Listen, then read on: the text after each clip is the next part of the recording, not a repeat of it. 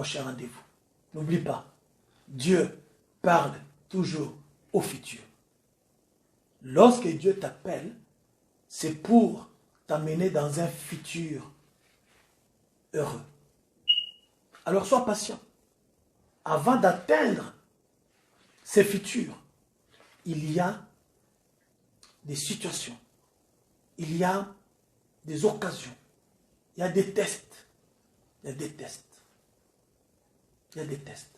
Ces tests-là peuvent être donc des épines qui vont nous piquer, qui vont nous faire mal. Mais lorsque on est patient dans ces afflictions, dans ces souffrances, c'est alors que nous ouvrons la porte du bonheur.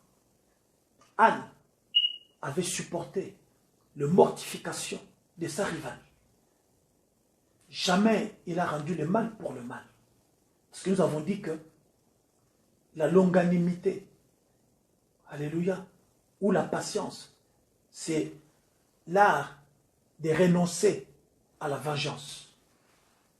Et Anne avait compris que pour que je vive un bonheur futur, il faut que je m'abstienne.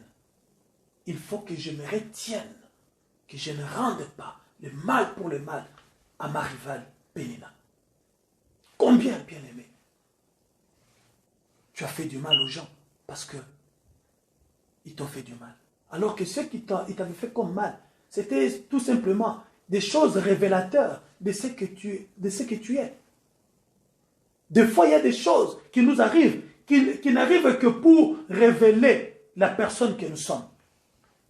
Et lorsque l'Esprit de Dieu, qui doit authentifier ton identité à Dieu, voit que tu n'es pas encore fils de Dieu, eh bien, ton bonheur attendra. Parce que tout ce que Dieu te donne, c'est pour sa gloire. Dieu ne va pas te faire entrer dans un état de bonheur pour lui flanquer la honte. Alléluia. Gloire à Dieu. Gloire à Dieu.